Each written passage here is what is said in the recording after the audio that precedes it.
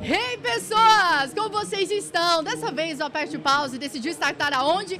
Em Gramado. Gente, saímos aí da nossa querida terra do Piqui, do Cerrado e pousamos aqui nessa cidade maravilhosa. Como eu tô falando muito aqui, gente, mas sabe a cidade? Parece aquela coisa de filme. Eu tô me sentindo muito imersa nesse universo maravilhoso aqui de Gramado e é claro que estamos presentes na Gramado Summit, o maior evento de tecnologia, inovação e entretenimento que existe no nosso país, onde conecta várias startups, palestrantes, CEOs, investidores e muito mais. É o melhor local para brainstorm que você pode conhecer. Então, se você não veio esse ano, não dá bobeira para você estar aqui no ano que vem. E é claro, agradecer aí aos nossos patrocinadores, Fujioka, Caltech e High Level, e também nesse espaço maravilhoso que foi cedido pelo podcast Chips e a curadoria também aqui da Gramado Summit. E é claro, já que a gente está falando de negócios, comunidades e principalmente o poder delas no cenário de games e esportes e dessa cultura que cresce cada vez mais e movimenta bilhões no mundo inteiro, porque os jogos não são mais só joguinhos, vamos conversar com ele, CEO e cofundador do Flow Games,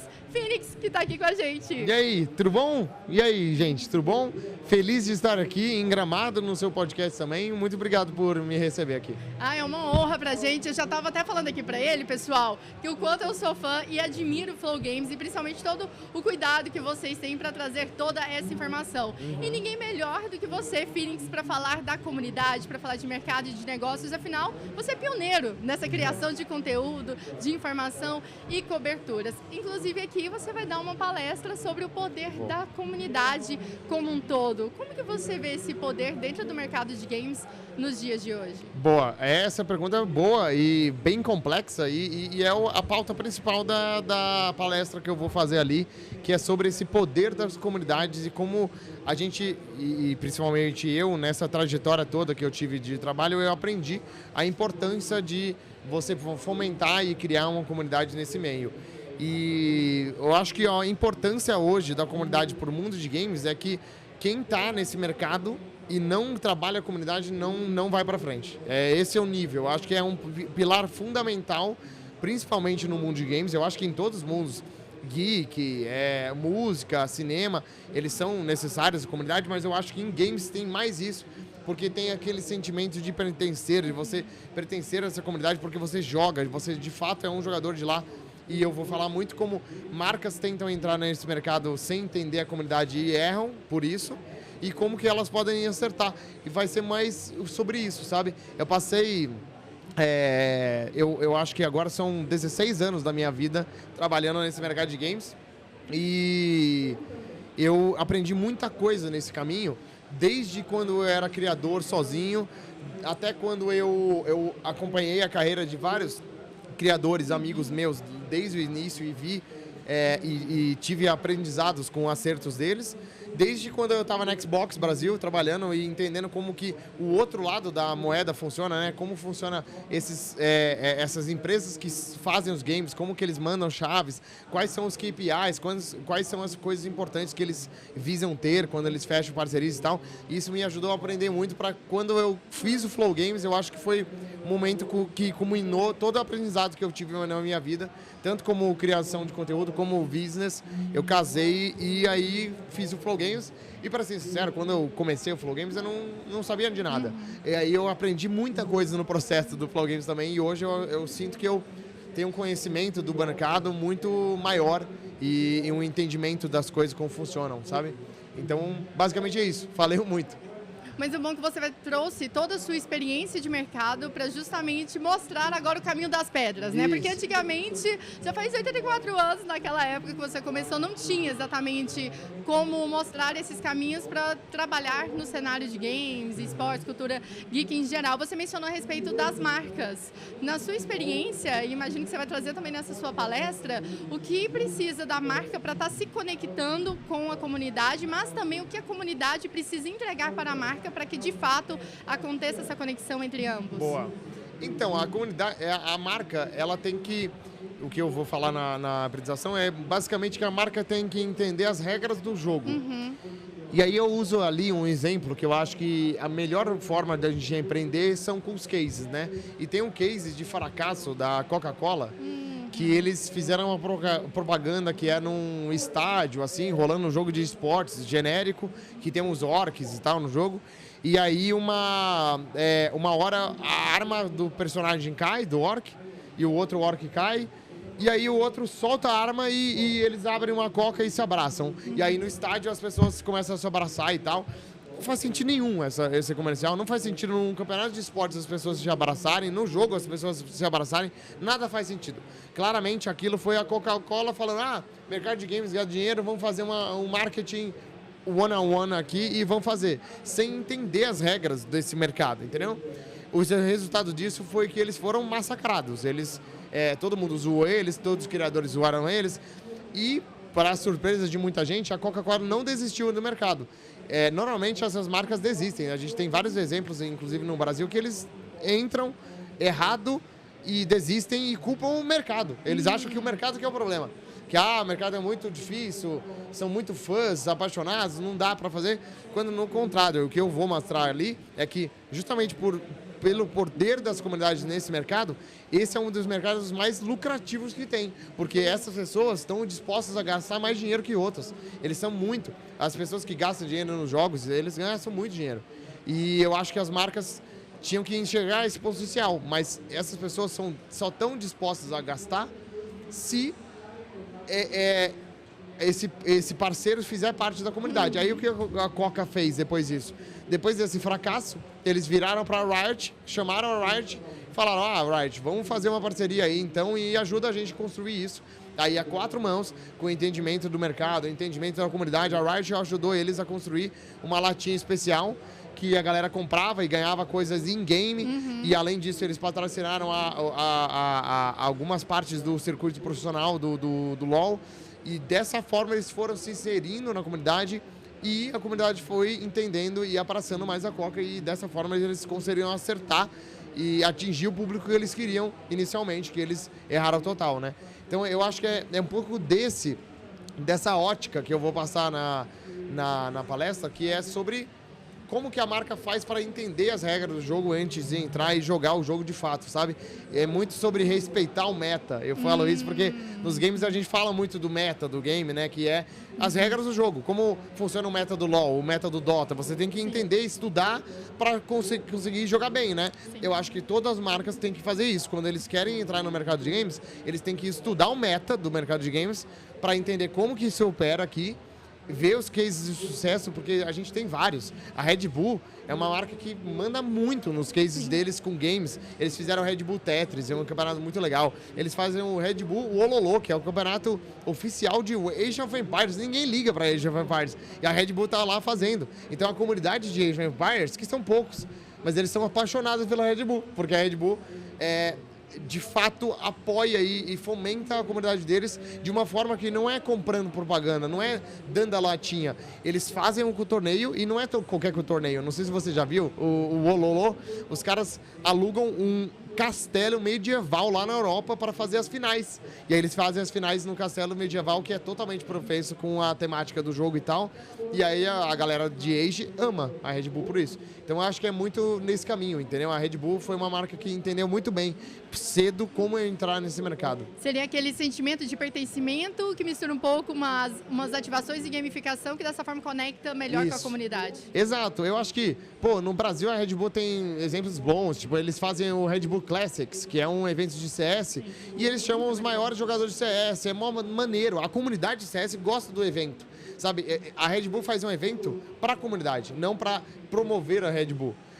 Mas de quebra, eles promovem a Red Bull e a galera começa a gostar de Red Bull de graça por causa desses eventos, entendeu? E além das próprias marcas se adaptarem, criar esse sentimento de pertencimento e se conectarem com seus consumidores finais, que no caso é a comunidade gamer. Exato. Mas existe também, a comunidade também precisa entregar algo para a marca também, se adaptar também aos meios da marca, ou não há essa necessidade? Eu acho que não.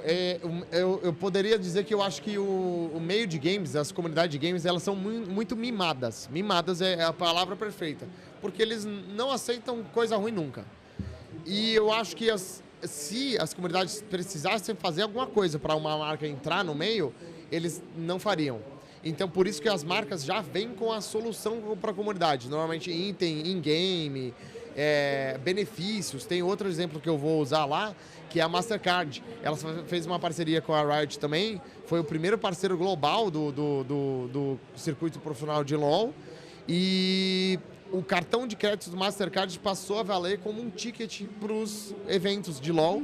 E além disso, as pessoas com Mastercard, né, a Mastercard que tem aquele negócio do Priceless, né, que dinheiro não paga, eles começaram a oferecer para os clientes Mastercard experiências dentro do LoL, desde conhecer jogador profissional ou ter um coach para te treinar, essas experiências para a galera simplesmente, assim, eles não tiveram que fazer nada, só benefícios surgiram para eles. E dessa forma, a marca começa a atrelar esses jogadores. Eu acho que foi uma jogada muito boa da Mastercard, que por mais que eles percam dinheiro quando eles fazem isso, porque eles estão dando benefício de graça, né? Eles conquistam o público, porque o mercado de games é um mercado muito novo. E como um mercado novo, ele não tem marcas que já conquistaram o público. Tipo, a Coca-Cola não é a Coca-Cola no mercado de games, como ela é a Coca-Cola no mercado geral. Ela é líder de mercado, Pepsi, não sei o quê, mas o mercado de games, talvez a Red Bull tenha tanta força como ela, justamente porque eles estão mais inseridos.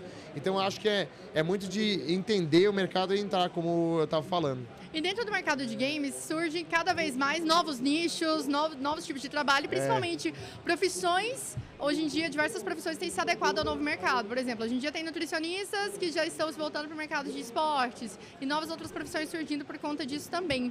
Dentro do mercado, do caso dos criadores de conteúdo, que é o que surge cada vez mais e vem propagando uma potência de um talento extraordinário que existe hoje em dia nessas produções de conteúdo.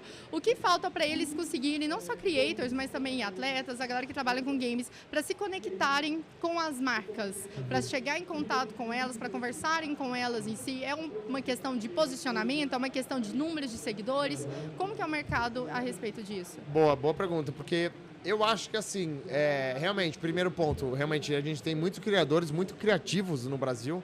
Eu vira e mexe, eu viro para os meus amigos, para o Igor, do Flow, e a gente vira um pro outro e fala, nossa, a gente tem uns amigos que são muito, desculpa a palavra, mas são muito fodas, né? Eles criam uns negócios muito doidos, assim, e é muito doido que a gente é amigo deles e a gente vê o processo de criação. A gente tem muita sorte. Eu acho que o Brasil deve ser top 2 no mundo de bons criadores de conteúdo, sabe? Perdendo, talvez, apenas por os Estados Unidos, que eles têm uns caras muito grandes e muito bons, como Marques Brownlee, Casey Neistat, que são os caras que estão há anos aí, eles são referência total, mas o Brasil é muito bom nisso. E o que eu acho que falta para tanto criadores como atletas de esportes e tal, eu acho que é um pouco de posicionamento, como você falou. Eu brinco muito que teve eventos na minha vida que eu fui convidado, tinha 18 anos, e claramente era um evento de curtição, mas eu ia no evento para fazer networking. E isso é que eu falo todo dia, todo conselho que me pedem, eu falo isso. O networking é a base de tudo nesse mercado. Se você quer entrar no mercado, você tem que fazer o networking, você tem que conhecer as pessoas da indústria, você tem que saber quem está por trás das empresas para conseguir não só crescer nesse meio, mas se locomover no meio. Então hoje, se acontece alguma coisa no mundo de games, eu já sei com quem vai falar, sabe? Se alguma coisa acontece com a Bethesda, eu tenho contato da Bethesda. Se acontece com a Blizzard, eu também tenho. Se acontece com o Rockstar, também tenho. E a gente tem que construir esse leque, né, de contatos e ir gerenciando esses relacionamentos para conseguir ter essa carreira. Então eu acho que o networking é o ponto fundamental, o principal. E o posicionamento online também é importante, né? Eu acho que é um ponto que falta muito em criadores e até atletas de esportes, é o profissionalismo. O cara esquece que aquilo era um trabalho. Muitas vezes é incompreensível isso, porque games não parece trabalho. E quando você é um atleta profissional de games, também é meio estranha essa relação, né? É uma relação ruim, na real, porque você tem que desvincular o game como hobby e tratar como trabalho mesmo. E a gente no Flow Games vive muito isso, porque Quando a gente vai fazer um review de jogo, a gente vai jogar o jogo de cabo a rabo, naquele momento a gente tá só jogando e aproveitando, a gente não tá sendo profissional, sabe? Mas quando a gente vai fazer o review, aí a gente traz esse lado profissional. E eu acho que tem muito criador que se porta na internet de uma maneira que eu não quero parecer chato e falar que tem que ser profissional, mas as marcas vão recuar. E aí é uma escolha do criador, Sim. sabe? Não é que é errado, mas se ele se posicionar assim, ele tem que esperar o contra-ataque e fazer isso. As marcas não vão querer trabalhar com você. E tudo bem, tem alguns criadores que esse é o posicionamento deles e valeu. Mas se o cara tem, eu não consigo marcas, eu não consigo não sei o quê, e o posicionamento dele online é ruim, é muito por isso. Porque as marcas hoje em dia, tem tantos criadores, como a gente falou, que elas só vão optar por outro criador. E até a gente, quando a gente Flow Games, passa por isso. Às vezes a gente perde porque tem criadores do nosso tamanho que tem muito criador no Brasil, né? Então tem vários criadores do nosso tamanho que podem pegar as oportunidades que a gente perde. Então a gente tem que balancear esse profissionalismo no conteúdo e no relacionamento com as marcas para a gente conseguir conectar e construir esse relacionamento público com a marca, porque também tem isso, né? Eu acho que é o próximo stage, quando você fecha uma marca, seja uma org, seja um criador, você tem que conquistar essa marca com o seu público. E aí é um desafio muito grande. Você tem que conseguir vender para o seu público essa marca, você tem que conseguir fazer com que a marca goste do conteúdo que você fez e aí fidelizar a marca e manter ela por muito tempo, né? Eu acho que esse é o ponto máximo de sucesso nesse meio, é você conseguir manter marcas como parceira por muitos anos. Então a Nive é um bom exemplo com a Acer, que está há, 8 anos com ela, doideira, a PlayStation também, ela é muito boa em manter essas marcas. Então, alguma coisa ela faz ali no lançamento, na entrega, que a marca gosta e não quer mandar, né? Eu acho que esse é o patamar máximo que você consegue enxergar. Ou seja, são vários fatores que vai manter tanto o relacionamento, quanto o network, quanto a entrega de trabalho também. Então, na sua avaliação dos criadores de conteúdo, como a gente mencionou, o que falta neles, então, é saber melhorar esse network para eles poderem alavancar, como você mesmo disse. A gente vive numa era que tem vários criadores de conteúdo, sempre com muitos seguidores, mas às vezes muitos conteúdos são muito igual do outro e às vezes não tem um diferencial que pode ser, às vezes, uma procura de uma marca. Esse seria um dos principais erros, digamos assim, cometidos por esses creators, de não buscar seu diferencial na hora de posicionar? Eu acho que isso sim, e eu acho que a profissionalização na entrega também, às vezes, é um negócio que muito criador não leva em conta, mas se a marca oferece para você 10 mil para fazer um vídeo, por exemplo, você pode usar desses 10 mil, uns 2 mil para contratar um editor, fazer uma edição mais forte, sabe? Fazer um negócio maior, porque isso vai causar uma entrega melhor para a marca. E quando eu falo que as pessoas têm que fazer o networking, às vezes não é natural da pessoa conseguir fazer isso. Tem muita gente que é introvertida e não consegue. Mesmo criadores, eu conheci vários criadores de conteúdo que são assim, na câmera é muito, né, extrovertido, mas pessoalmente não consegue criar relacionamento. Daí vai de achar parceiros ideais. Agências, tem muitas agências de criadores de conteúdo hoje no mercado. E já uma agência que adenda você do jeito que você quer, sabe? E aí essa agência geralmente é responsável por esse networking e tal, mas a maneira que eu gosto de trabalhar é que eu tenha esse networking. Por quê? Porque aí eu sei que 100% do tempo eu vou ter a garantia que está sob o meu controle as coisas, sabe? Não é outra pessoa falando por mim. A gente já teve casos no Flow Games de agências que falavam com as marcas por nós, e a gente ainda tem isso, né? Hoje em dia, a gente tem um braço comercial dentro do grupo Flow que fala com as marcas. É assim que a gente opera hoje. Antes era uma agência que falava com eles. Mas a gente já teve caso de agência falando com marca, coisas que eu não gostaria que a marca ouvisse achando que é o Flow Games falando. Porque não é bem o Flow Games falando. Então eu gosto de criar esse relacionamento e fazer a gestão dele justamente porque aí eu sei que essa marca, esse cliente vai ter a visão que eu quero que ele tenha do Flow Games, sabe? É um pouco disso. Ou seja, uma relação mais intimista, né? Um contato pessoal, porque às vezes, então, se colocar uma agência, um comercial, gera um distanciamento desse contato pessoal. E eu acho que às vezes isso pode até ser um dos diferenciais da Nive, porque ela é muito presente nessa questão de relacionamento diretamente com os próprios contratantes. A Nive é um bom exemplo, porque ela tem a agência dela, que atende ela em tudo, então do Renato Tribuzzi, eu até conheço ele, muito legal. E eles são ótimos. A mesma agência da minha namorada, inclusive, que é a Mari, ela também é dessa agência. E eu sei que eles são muito bons, mas é justamente isso. A Nive, além de agência que faz esse relacionamento, eu acho que o relacionamento mais dia a dia, mais tem evento tal, vamos fazer com as marcas, aí é a agência da Nive que faz. Mas o importante é que a Nive está presente nos momentos para fazer reuniões, para falar com o cliente, para construir esse relacionamento. E aí eu acho que esse é o ponto. Ela faz o ponto de equilíbrio. Porque também vai de, tipo assim, eu sou um criador que, por causa do Flow Games ser uma estrutura grande, eu posso me dar o privilégio de viajar toda hora, de fazer relacionamento e focar nisso, porque o conteúdo em si eu não faço muito. Eu vou lá na live e apresento a live e no máximo eu faço roteiros e gravo vídeos de vez em quando, não é muito conteúdo. E se eu não fizer, alguém vai fazer o conteúdo no Flow Games. Então eu tenho essa liberdade. A Nive às vezes não tem isso, porque ela está apresentando evento e tal. Então a agência é importante para continuar esse relacionamento quando ela não tem tempo. Mas quando ela tiver tempo, eu acho que é sempre importante o criador ir lá e fazer essa gestão do relacionamento. É chato, mas é parte do negócio. É aquela coisa que é chata, mas é necessário e é o que faz total diferença para você se manter no mercado e até mesmo crescer, né? E agora, Phoenix, a gente vai para uma brincadeira muito rápida, que é um bate-bola bem rápido aqui do Aperte Pause. E esse é aquele momento que o editor vai fazer aquele corte maroto para mim e colocar a vinheta. Boa. Vamos lá, Phoenix. Olha, qual jogo mudou completamente sua visão sobre a indústria de games? Nossa, que pergunta boa.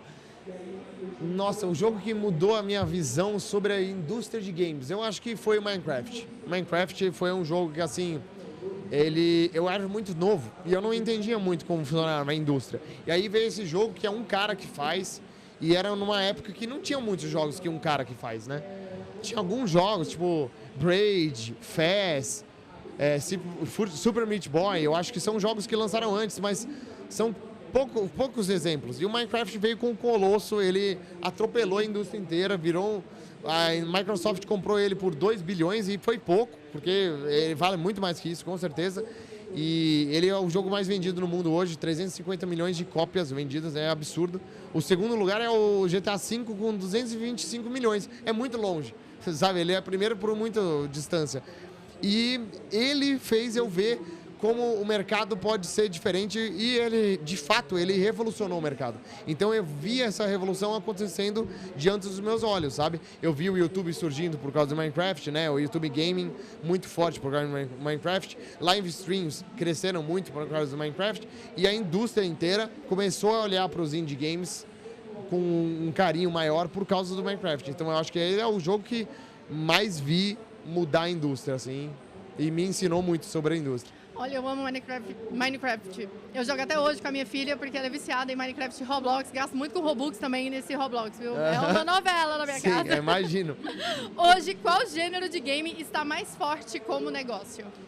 Mais forte como negócio? Olha, é uma boa pergunta, porque a gente por muito tempo passou pelo Battle Royale, e ela a sensação com Fortnite, PUBG.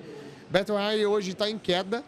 Os jogos de esportes, que também antes do Battle Royale era a febre, né? Os MOBAs, né? O Dota, o LoL, eles também, assim, não estão em queda, né? Eles se estabeleceram e valeu. O CS hoje está muito forte, mas eu acho que um mercado para ficar de olho é o dos extração, jogos de extração. Começou agora a fortalecer com o Ark Raiders, que é um jogo que lançou, é muito bom. É muito bom. E aí, eu digo isso porque o mercado de games, as empresas que fazem jogos, estão olhando para o gênero extração com o olhar de, tipo assim, é o próximo Battle Royale. E aí eu acho que nos próximos 4 anos a gente vai ver muito jogo de extração, um monte de lixo, que nem sempre tem quando acontece isso no mercado, mas um monte de jogos bons. Então eu acho que hoje o foco do mercado vai ser esse gênero de extração. E o Arkzinho é bom. O que eu morri, gente, atirando naquela bola de robô e ela pegando fogo no começo, até eu entender que eu não podia atirar nela. Eu morri demais pegando fogo com ela. O mercado competitivo ainda é o principal motor dos games? Essa é uma boa pergunta. Eu gosto muito do mercado competitivo, mas eu acho que ele é uma vitrine de marketing para o mercado de games. O mercado de games é muito maior que o mercado de esportes, que é esse pedaço. Eu acho que, por exemplo, o GTA V vai fazer números que nenhum jogo de esportes... Não, o GTA 6. Nenhum jogo de esportes jamais fará, sabe? Porque o mercado de games geral é maior.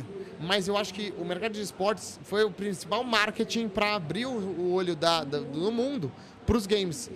Campeonatos mundiais de Dota, por exemplo, custando 40 milhões a premiação, é um ponto que chama a atenção. O jogador de Fortnite, 17 anos, ganhando premiação de $1 milhão, isso chama a atenção. O CBLOL não, o Campeonato Mundial de LoL, fazer parceria com o Louis Vuitton, Mastercard, fazer aquele grande espetáculo, muitas views online, eu acho que isso foi fundamental para a indústria crescer como um todo e funciona muito como marketing. A Riot fala muito isso, que eles tratam o esportes como marketing deles. Sim. Eles não têm dinheiro de marketing para fazer campanha de marketing, mas de esportes eles têm. E eles botam todo o dinheiro deles na indústria de esportes, né? Eles bancam os times, eles financiam os times, financiam os campeonatos, tudo.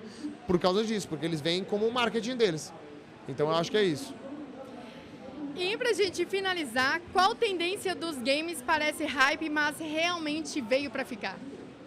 A IA. A IA. Infelizmente, a IA. Eu falo isso com pesar, de verdade, porque eu acho que a gente está caminhando para um caminho muito perigoso com a IA. Sim. A gente não sabe muito bem o que ela vai ser no futuro e as empresas estão investindo dinheiros infinitos que não tem retorno. Então, de fato, a IA é uma bolha que vai estourar, mas não acho que vai acabar. Depois que estourar, ela vai se estabelecer, assim como foi a bolha da internet em 2000. Ela, todo mundo estava com medo disso e ela realmente estourou e foi uma crise econômica no mundo inteiro, mas a internet está aqui, né? E não só está aqui, como é o foco do mundo atualmente. Então, eu acho que é muito por esse caminho. Uhum. Ela vai passar por um período aí de transição de alguns anos conturbados, com coisas ruins, preços altos, muita coisa ruim, mas eventualmente ela vai se estabelecer e não tem como fugir. Ela, principalmente na indústria de games, ela vai ser fundamental para cortar custos e cortar tempo do desenvolvimento de jogo, que hoje eu vejo como um negócio que não é sustentável, o desenvolvimento de jogo hoje. Os jogos custam 200, 300 milhões de dólares para lançar 6 anos depois de começar o desenvolvimento. Quando lança, se muito, o jogo vende 20 milhões de cópias. Às vezes se paga, e se paga não é muito. As empresas estão atrás de um dinheiro infinito com live service. Uhum. E eles não conseguem achar, né? A PlayStation fez muitos. E eu acho que a IA vem nesse momento conturbado do mercado como uma resposta. E eu acho que é uma resposta que as marcas não vão abrir mão, elas vão adotar. Teve, inclusive, ontem, eu acho, ou anteontem, a paralelo a isso, mas o CEO da Coinbase, que é uma empresa de cripto, ele demitiu 700 pessoas e abertamente na carta dele ele falou que foi por causa da IA. Ele começou a usar IA e por um ano inteiro ele viu que com a IA ele consegue entregas melhores e mais rápidas. E aí ele vai substituir os humanos nessas funções porque é melhor economicamente. Isso é triste, mas é como o capitalismo funciona e vai ser como as empresas vão tratar essas coisas. Então, se adapte. Eu acho que é isso. Assim como as grandes revoluções vieram, as pessoas se adaptaram, eu acho que é um momento de adaptação. Estude inteligência artificial. Eu não acho que a IA vai substituir o humano. Eu acho que o humano vai ter que aprender a usar a IA muito bem para se destacar no mercado. E eu acho que as pessoas que usam IA e as ferramentas bem vão se destacar e manter o emprego, enquanto as que não usam e fazem o seu trabalho, pouquíssimas vão conseguir se manter. Só aquelas que têm alguma característica que... artista. Eu acho que artista de desenho, isso é muito difícil a IA substituir. Eu acho que ela só copia, né? Ela não cria algo que tenha alma e tal. E isso eu acho que é difícil. Roteiro, eu acho que também é difícil. Mas várias partes da ferramenta, das cinturas, vão ser trocadas por IA e pessoas que usam IA. Então, a IA tá para ficar mesmo. Mais fácil ver a IA como uma ferramenta e Isso. adaptar para facilitar ali um pouco do trabalho, né? Que a gente vê muitos devs indies também preocupados com a chegada da IA e é um debate realmente gigantesco com essa chegada dela, mas é como você mencionou, acredito também que o caminho vai ser adapte a ela e a use como sua aliada, porque ela veio para ficar, não vai ter como despachá-la. A gente fez um programa de 5 horas no Flow Games só falando de IA em games. Então, assim, é um assunto que vai longe, mas a gente só está no comecinho dele, né? Então, Então, resta ver o futuro, como vai ser. Phoenix, muito obrigada pelo Obrigado. bate-papo. Fico muito feliz de ter entrevistado você e sucesso sempre. Estamos aí sempre acompanhando. Perfeito. Muito obrigado, Ananda. Tamo junto. Como vocês viram aí, gente, inclusive assista esse episódio lá no Flow Games, é um episódio maravilhoso e os meninos estão sempre atualizando aí das mais diversas notícias e principalmente aqueles assuntos quentes do mercado. Hoje eu fico por aqui e eu espero ver vocês no próximo episódio, hein? Tchau!